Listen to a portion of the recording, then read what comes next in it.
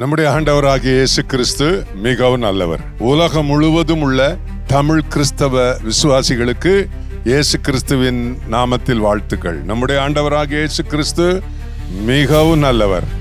கர்த்தராகிய இயேசு கிறிஸ்துவின் நாமத்தினாலே உலகம் முழுவதிலும் உள்ள தமிழ் கிறிஸ்தவர்கள் ஒன்று கூடுகிற, இந்தியாவிலே ஒன்று கூடுகிற ஒரு அற்புதமான நாள் இனி என்ற தலைப்பில் இருக்கிறது. இனி என்ன?